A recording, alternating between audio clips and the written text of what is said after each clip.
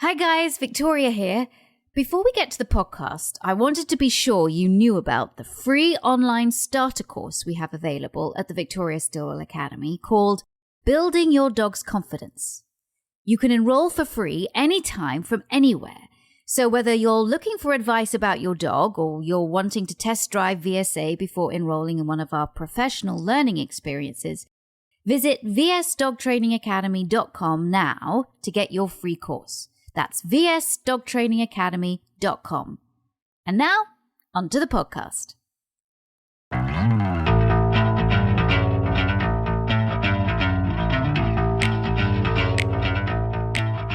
They say never work with children and animals. Well, my next guest works with both.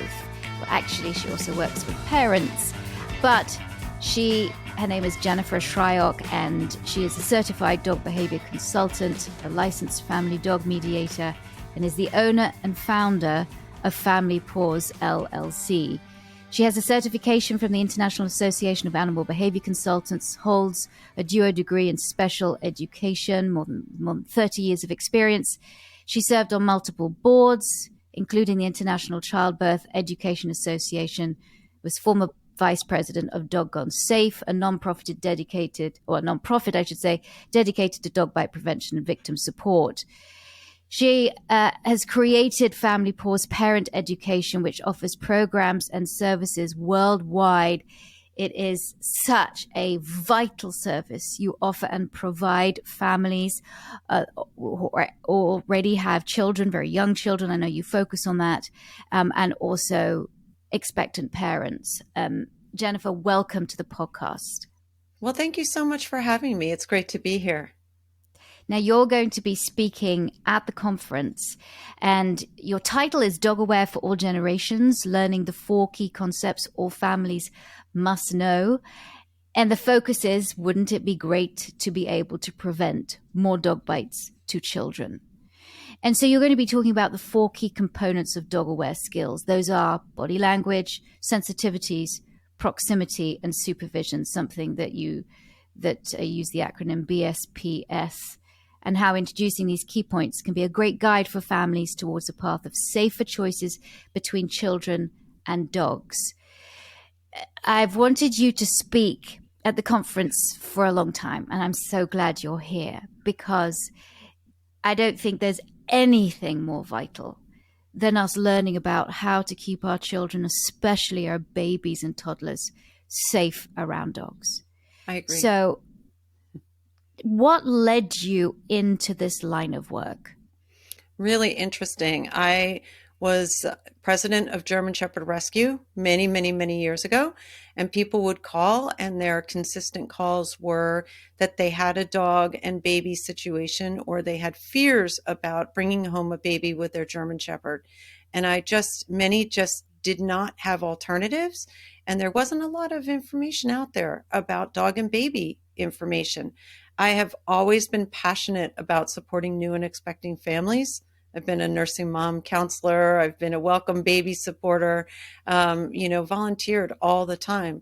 And so I combined my passion of working with dogs and working with families. I did early intervention for years, and created this amazing career that I still love after 20 plus years.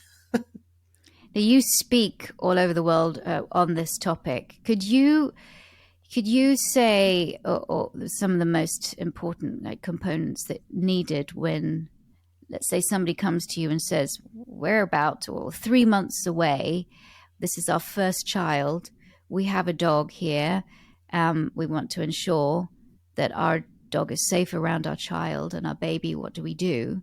What's the first thing that you tell them? The first thing that I talk to them about is management and the need and ability to be able to comfortably separate their dog for safety and for just reality. This is something that's going to be needed, because so many times what I see is a family who has not gotten their dog used to being separated, and they call us around 6 months and all of a sudden baby's crawling, or even around a year. and they can't separate their dog, and their dog is anxious and they're sleep deprived, and it's just a very bad combination. And it's really, really difficult for people. But without management in place and having that ability to separate a dog comfortably, there's it's so much harder. I mean, that's one of the number one things that I really recommend right away is that we work on that. If you don't work on it, then all of a sudden you've got this infant that's making all kinds of noises, smells different, is getting you up at all times of the night. You're stressed out because you don't know why your baby's crying. I mean, we've all been there, right? I remember how stressed out I used to get Yeah, when my absolutely. baby cried and I didn't know. I mean, we had a cat at the time. We didn't have a dog, but that was its own beast as well Yeah. to make sure that our cat, who was called Angelica, was going to be safe around our child, but also was not going to be stressed out by her as well. So the all of a sudden, if you don't prepare, and then your dog is separated, that must be extremely stressful for the dog, and the dog's wondering why. Like, why now has things so suddenly changed? So I think that is very important what you say. How long would you give it? When would you start? Let's say you have somebody who's pregnant, and like, how should I do it?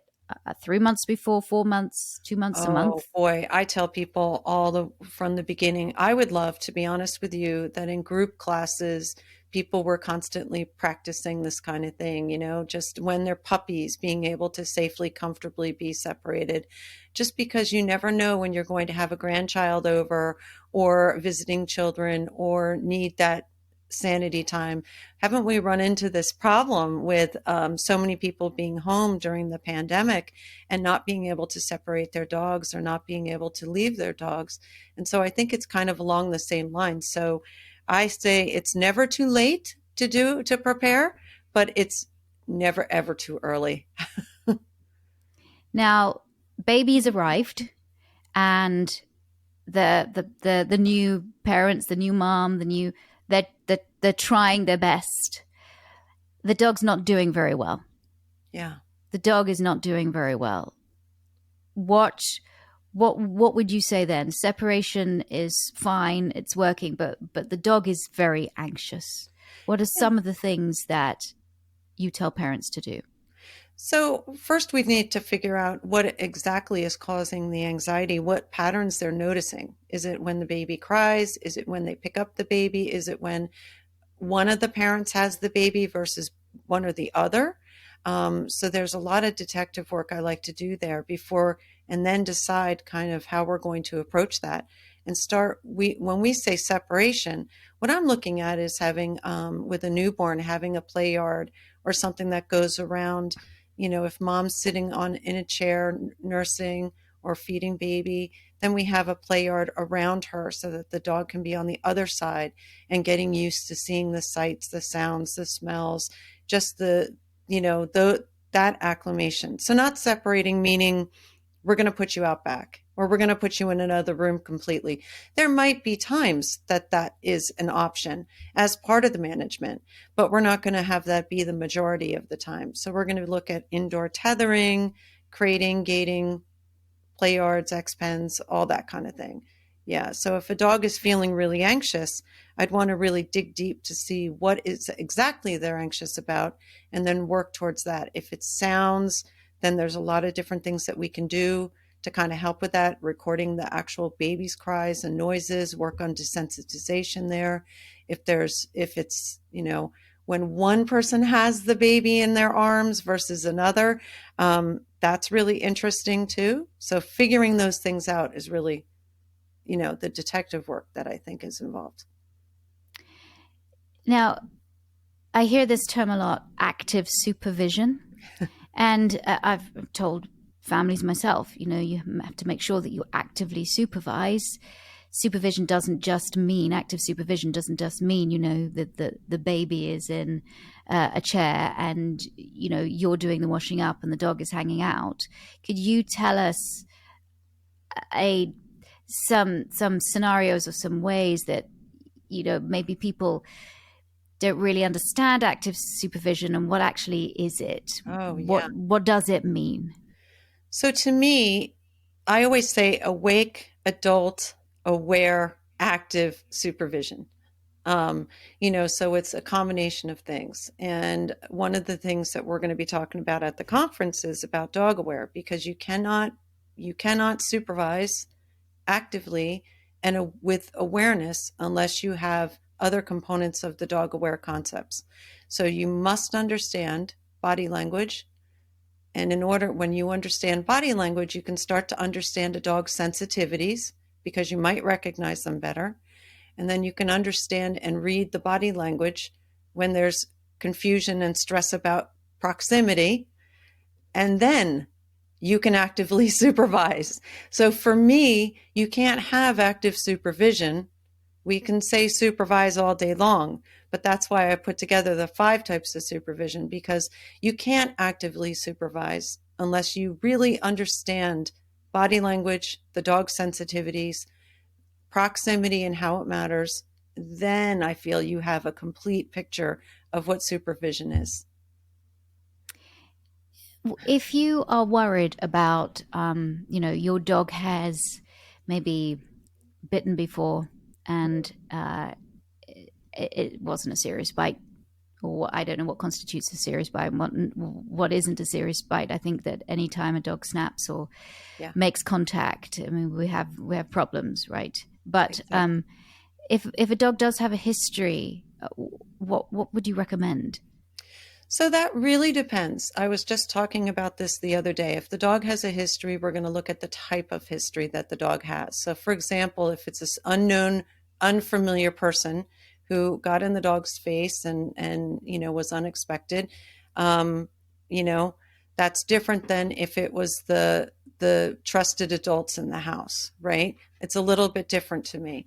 It's still a warning sign. It still gives us an idea of what the dog might do when someone gets in their space. So I'm still concerned about it, but it's not necessarily a deal breaker. Many people they're not ready to hear that it may not work out or that kind of thing until they actually hold their baby and are around their child. So what we do is work towards all the different management techniques, all the different things set in, and inclusion with the dog so that they can develop a familiarity bond. So I would want to know a lot about that previous bite to kind of make an assessment as to what was involved. Was it to a child? Was it to the familiar adult? Um, or was it to someone completely unfamiliar who got in the dog's space or who did something? I would want to know more information about it to kind of give an idea. But anytime there's a bite and a previous bite, it's a pretty red flag. We know what the dog might do all dogs can bite. But if it has bitten, we're going to want to take that very seriously into our preparation and understanding of what we're looking at as baby grows. Yeah. And I think when you say "as baby grows," because I have, well, as I experienced even with Angelica, having the infant in arms is one thing, relatively easy to manage because that little baby is not moving around yet. But when the crawling begins, when the toddling begins, Yeah. then it gets really hard. Really hard. Even I had I thought I was doing actually very well with Angelica and my daughter Alex. But Alex was fascinated with Angelica. And Angelica, even as when Alex was an infant, she would come up on the bed and just lie next to her. And I was always there, always there. But when she started toddling, all she wanted to do was reach out and grab. That's Reach right. out and grab. And there's a couple of times when she reached out and grabbed and Angelica swiped her. Fortunately, Angelica was a cat who was extremely tolerant and didn't use claws and seemed to be almost, I would call her a dog cat because she was knowing. It's almost like she was saying, I'm not going to use my claws on you, but you do that again. And so she would swipe back at her saying, Right. I would feel a terrible mum because I failed, right? I failed my daughter and I failed my cat. But the toddler, that's when risk really increases. Oh, Is yeah. that right? Or is that just my Yeah, no, you're experience? absolutely right. It is not necessarily, everybody wants to prepare. This is probably one of the biggest frustrations I have in my career is that we need people to continue preparing for every stage. So it's not just prepare for a baby. You know, most people get through that the first 3 months with no problem, but that's why we have the Dogs and Toddlers program. And that is an uphill battle getting people to sign up for that because they think, oh, we're doing great. And I just encourage people to continue. I want people to continue learning and growing and building their dog aware skills throughout the life of their child. It changes. And um, I mean, for me, it changes even when they become teenagers. It changes with whoever comes into the house. It changes all the time. So we say babies grow, dogs age, adjust at every stage because it's going to be different. So you talk about a baby in your arms to a baby facing outward, to a baby sitting on the floor, to a baby now crawling, baby, it happens so fast, you know, and they don't have the app that says what to expect at the next, in the next week. So our dogs are really, they're just playing catch up. So as soon as they get used to one stage, the baby's on to the next stage. And it's really, really difficult for our dogs to understand those changes, especially those that, are really paying attention to every little move and every little, are really detailed oriented dogs, that really watch everything. Dogs rely on body language, and there's no predictability about a baby body language. There's none. Yeah. There really isn't. There really isn't. And sometimes even when they're crawling, they can go fast and they can be away from you in a second. I mean, you go from having this baby and then that doesn't move at all, and you're changing the diapers or the nappies, and then you can't leave at all because you don't know whether that baby's going to flip over, right? So then Absolutely. she's starting to move. And then you've got baby that, as you said, is starting to sit up and look out, not just in our arms, It's a sit up big and look deal. out, and which is completely different to the dog. So all of these different stages, I think it's really vital that people recognize these stages and deal with these stages.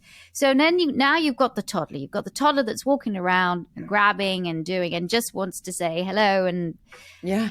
what are some of the safety things? Yes, there's management. What are some of the things that parents can do to ensure not just the safety of their toddler, but the safety of the dog as well? Because we want to So set up our dogs for success. yeah, we want both to be comfortable. So one of the things we talk about, and we'll talk about this at the conference, is we really want to begin teaching.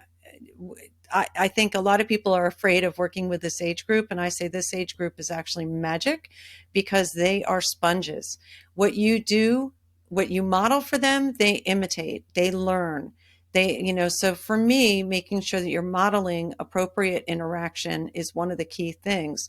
You know, making sure that you're not giving your dog kisses in the face and hugging your dog in front of your baby, that kind of thing. So we want to be modeling appropriate interactions. The other thing that I think is really important is a phrase that I say: invites decrease bites. So not allowing at any time a child to crawl up to a dog. That is a number one way that we get a bite, is when the child closes that gap, when they get close and in the face, and they want to be close. So we really want parents to understand that you have to prevent that kind of thing from happening. Yes, with management, but also with your body, and also just with the active supervision. Another phrase I use is: a dog and baby on the scene, a parent in between at all times. And that takes work, exhausting work. So, but it's important. It's important. But I really enjoy working with this age group because I think we have an opportunity to educate, inform the next generation of dog lovers. And it begins as early as 6 months to start modeling things. Babies pick up a lot of information. I think for those that are really fearful of working with young babies, um, it's not as scary as you think. They do pick up a lot of information when we use like baby sign language or baby, use hand signals with children, to work with the dog with parent guided activities. It's really wonderful. It's really great. A little one can be sitting on a parent's lap and give a hand gesture for sit or down, and if that's practiced enough, then that's a bonding exercise right there. That's a simple thing to do. So finding parent guided activities, games, little things, it's so important. But what we don't want is just a free for all. Let them figure it out. Let them entertain each other. And that's really a recipe for disaster. Yeah.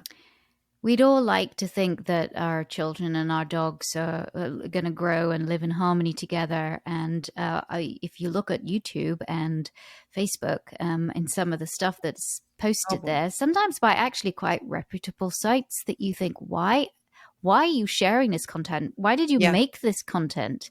And you see children and toddlers riding dogs and going. And what is appropriate interaction? Yeah, we don't want a toddler going up and trying to ride the dog and getting encouraged by the parents. I mean, those videos are just, I mean, they're Right. maddening. That this is ignorant. The dogs are being incredibly tolerant, but there are all kinds of signs and Yeah. signals there and discomforts. It's being encouraged by the parents. Those of us, I mean, everybody's seen videos like this. Oh yeah. But what is appropriate interaction between a So toddler actually touching a dog? Yeah, so first of all, I encourage parents to encourage their toddler to invite the dog over. So we encourage them to pat their leg, and if the dog comes over, and again, I want them to be sitting with a parent, ideally sitting on a parent's lap or sitting on a stool or sitting on something where they feel more comfortable, because if the dog, depending on this, I have large dogs, so that's, I think about it from that perspective. But you want the child to be stable, and you want the child to also not be wiggling all around and everything else. So, we want that engagement to be comfortable for the child and the dog. So inviting the dog over, that way, if the dog says, no, thank you, we honor that.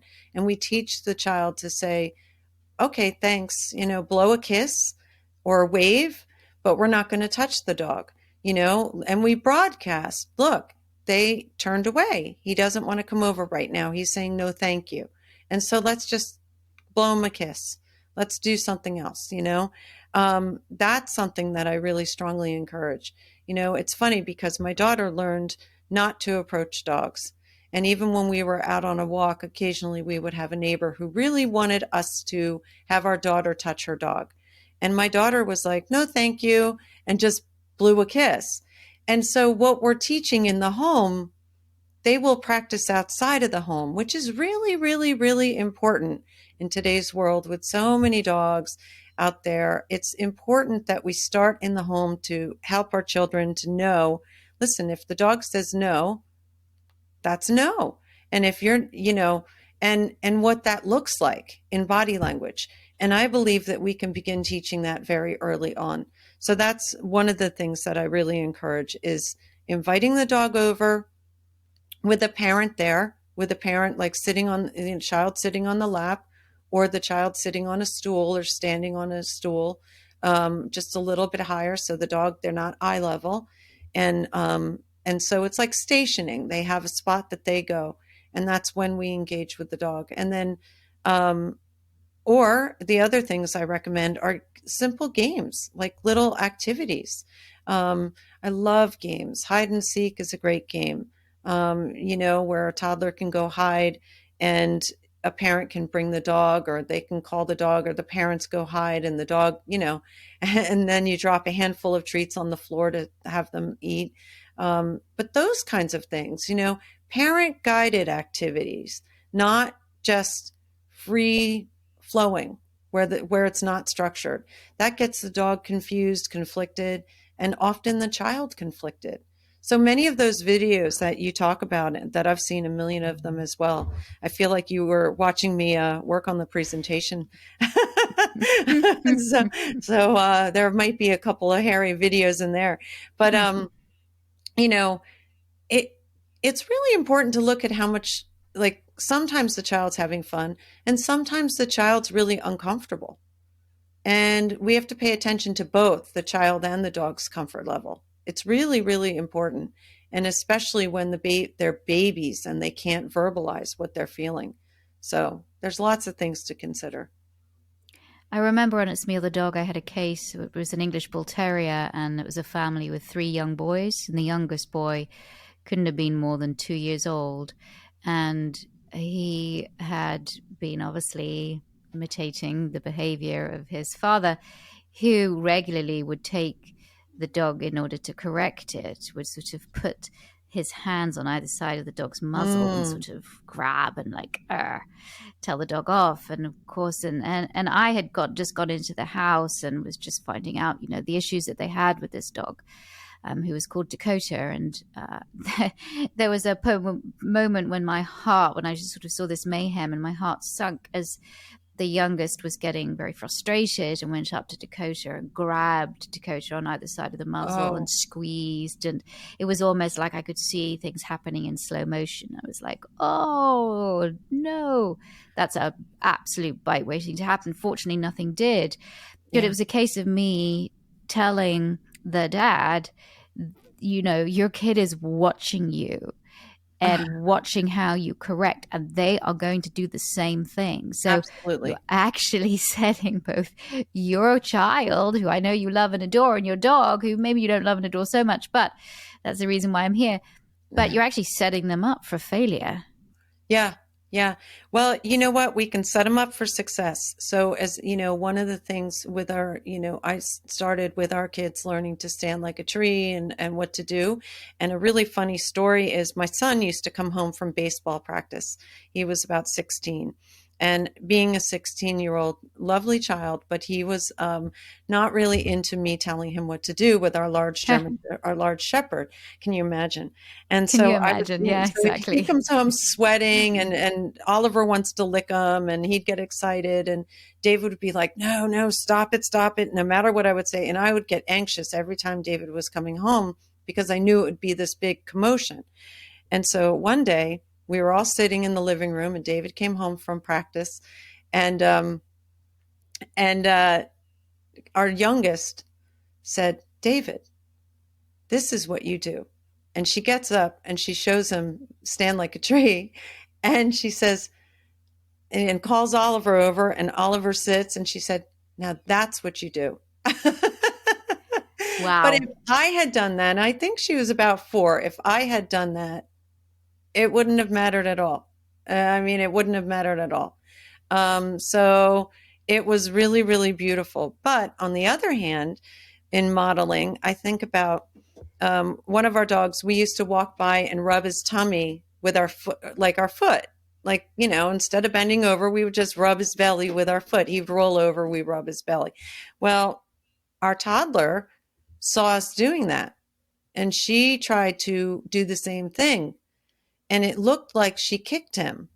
And I said, Mm. Kelsey, what are you doing? And she's like, she was old enough to say, well, David does it. And what she was doing was trying to rub his belly with her foot, but she didn't have the ability and the skills to be able to have the balance and the ability to gently do that. So it looked like a kick. But they are always watching. So that's why we really want parents to, model what it is they want their child to see and be careful about what they're showing to their children. It's really important. And I talk a lot about that in the Dogs and Storks and you know, preparing for baby concepts. Yeah. There is a statistic out there, I think it came from the Humane Society of the United States, that half of all children will be bitten by a dog at some point before they're 12 years old. Something I do want to discuss. I don't know whether that's still applicable now, but it's something I do want to discuss after the break. So we'll be back with Jennifer Shryock just after this. Looking to take your dog training skills to the next level and turn your passion into a profession? Check out the Victoria Stilwell Academy for Dog Training and Behavior's professional courses and make your dream of working with animals for a living a reality. With courses ranging from free starter options to the popular Fundamentals course and even VSA's flagship Professional Dog Trainer course, there are options available for every skill level and every type of learner. Want to learn online at your own pace?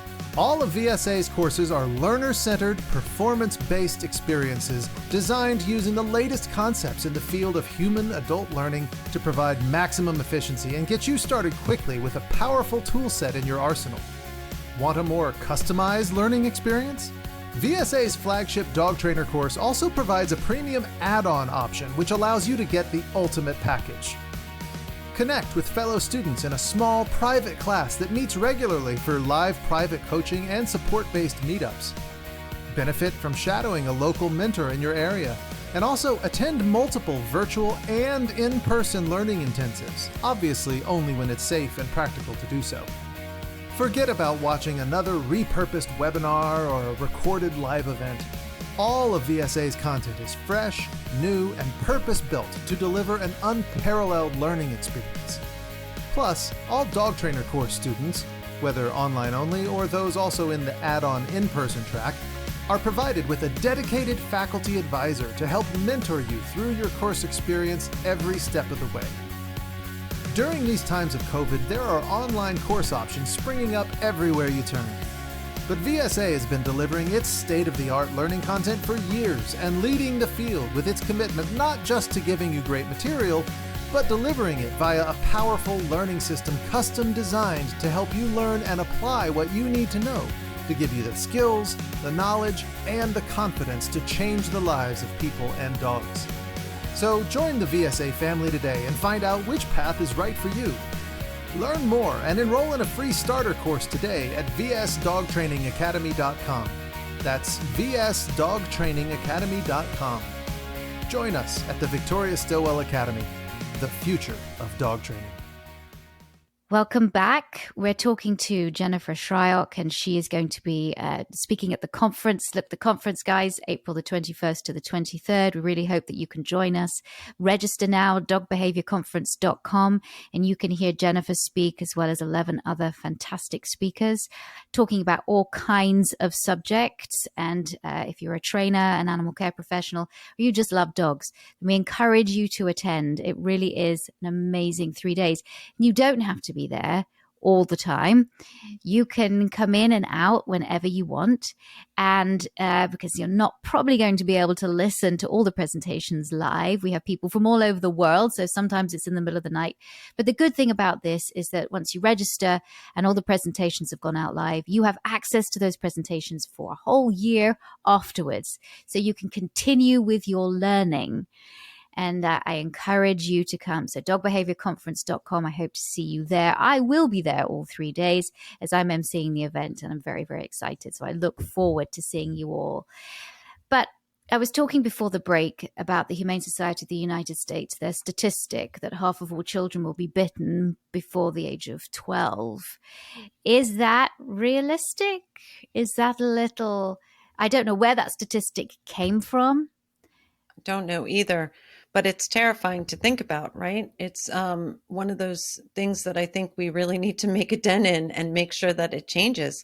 I think a lot of times the reason for a dog bite to a child is the miscommunication between the species. And I think that we can do a real service by educating about dog body language and getting that into the regular everyday curriculum so that everybody's understanding. That's one of my main missions and goals, is to present that in a way that's understandable, because, you know, once you see it, you can't unsee it.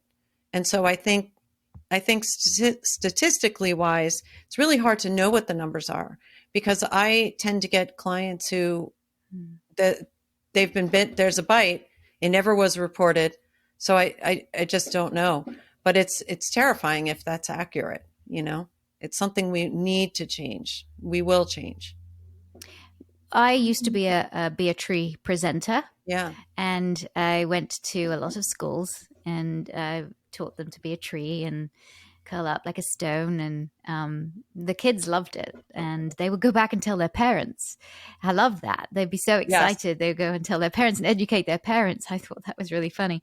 And, these really life-saving skills, like what do you do when you're outside and a strange dog comes up to you? Like, how do you act? How do you interact? And I used these skills also on Alex as she was growing up. And we got our Labrador Sadie. She was 5 years old when she came. And my daughter was 3 years old when Sadie came into our lives. And Sadie, of course, was very tolerant and a beautiful, loved people, loved children. But then, of course, you have the dreaded play dates start. Oh, yeah. So now you're having all of these kids come over, Yeah.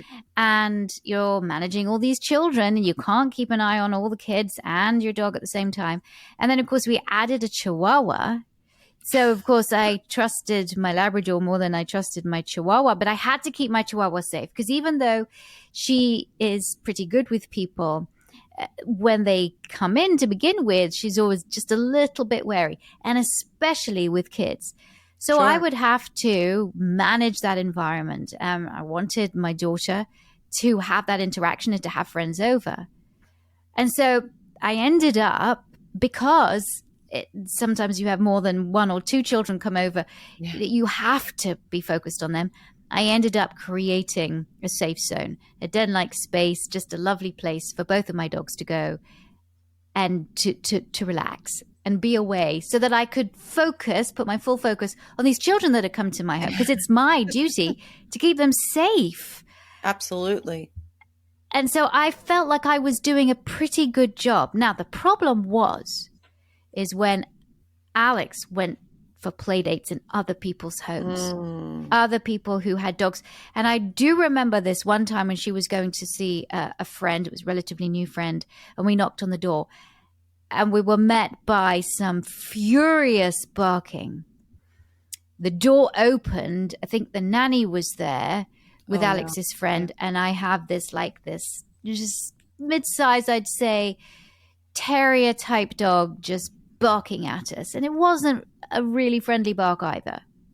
And I felt embarrassed, as if to say, oh my God, how do I know that this dog is going to be okay around my child? It was very, very awkward.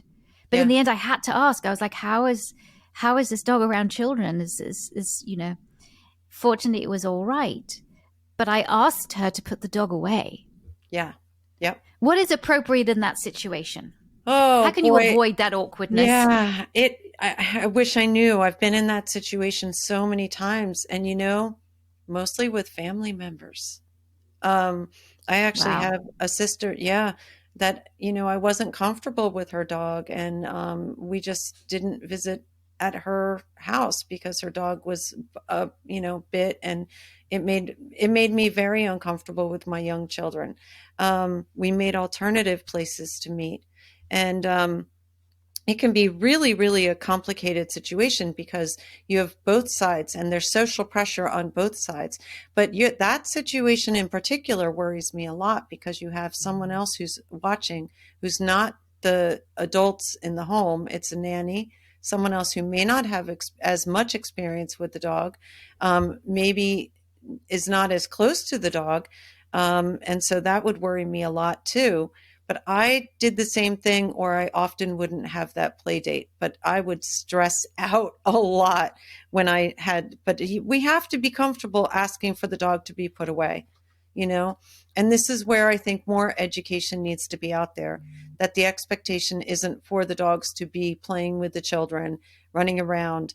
We can't assume that the dog is going to get along with every single child. And like you, we would have lots of sleepovers. We would have lots of play dates with lots of children, all different age groups at my house, and at the same time.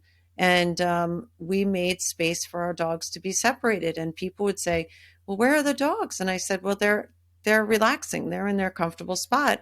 And we would set up games that the kids could do. So, every sleepover, we would do silly little games, and we would find a way to include the dog. So it was structured. One of the games my daughters would do was like put donuts on a string, and they have to put their hands behind their back and reach up and eat the donut. So I don't know if I'm making sense of this. Yeah, yes. Oh, absolutely. I know exactly what you mean. And we would do that. We would have the girls hold the end of the string and do that for the dog and let the dog do it one at a time, like structured activities that, is fun, but not involving hugging the dog and freely cuddling with the dog. It was always structured, and then the dog would go and enjoy their own time. So they always had their safe space. People are shocked when I say, my dogs really enjoy their chateaus and their castles. I always call their crate a funny name, the Shepherd Chateau and the Collie Castle, stuff like that. It makes it fun, but they really enjoy that. And we've worked hard to do that. And I think when people understand that that can be a comfortable place, and really can be a safety, in those situations when you have play dates. Play dates are tough. You have no idea how those children are going to behave towards your dog. And then all dogs are different around different children as well. So, I like what you did, and that's exactly what I would do too. But the social pressure is really hard, isn't it? It is. And as much as I wanted to trust the nanny that she did put the dog away, I was very stressed throughout that whole time. I mean, I left my daughter there and the dog had been put away, and I was like, I wonder how long this is going to, I just have to leave this in the lap of the gods, and I'm just hoping that it's going to be okay. And of course it was okay, but we never went back there. Never went back there. And from then on, I would ask before, do you have a dog? And so here's one of the things I have to say. Well, my daughter had allergies, but I would just sometimes say, oh, my daughter's allergic. Would you mind putting the dog away? Or allergic to saliva? Right. Dog saliva. Would you mind putting the dog away? It was kind of an easy. It wasn't offensive. It wasn't. They'd be like, That's oh really yeah, sure, good. absolutely fine. Yeah, because otherwise, I didn't trust. And then, of course, at the time, I was doing a lot of dog bite prevention education, and I was working with Jim Crosby, so I was seeing some really quite severe things, and which made me even more paranoid. Mm-hmm. And so maybe I was a little bit over the top, but I just knew what could happen, especially, and it seemed to be that a lot of bites were coming from dogs that the child sort of knew. So it was grandma's dog or the uncle who'd come to visit, or they'd gone to visit, sort of knew. Yes. But it wasn't the dog in the home that the child lived with. I mean, that obviously does happen. Yes. Have you seen that too? Yeah, so absolutely. There's higher risk when the likelihood of a dog in the home biting is obviously there, but there's higher risk when it's a visiting child in a home with an unfamiliar dog and the child is unfamiliar, or it's I always encourage people to look up when they see dog bites. Look at, follow the article and see the grandparent element or aunt or uncle. Because again, it gives an indication of the dog and child were less familiar. So we have a really good opportunity. I did a lot of work with Karen DeLeese, and we have an opportunity in the beginning months to create inclusion and develop a familiarity bond. It's really, really important. Dogs and babies the dog doesn't know that this is a family member. I mean, that is a myth, and a lot of people do believe that, they just know, they want to, the baby's crying and they want to take care of it, and it's so cute, and no, maybe not. How would your dog likely take care of it? Describe for me what that would look like. So it's really important that we remind people that it takes time to build these relationships, and so we can't assume that just because that family dog may have children in the home, that it's going to accept unfamiliar children. You just really can't assume that. I felt the same. I had many play dates exactly like what you're describing. I have left many block parties because I can't stand what I see. Dogs are pretty amazing. They are really Amazing. what they, Incredibly tolerant. yeah. But I don't want them to have to be. You know, I think it's time that we learn and we give credit to the intelligent creatures that they are and respect what they're communicating so well and desperately with us. And that is really, I'm so passionate about that. You know, it's just so important. And I believe we can teach that to the next generation, to the younger children. And what we model really makes a difference. Really It does. it it does.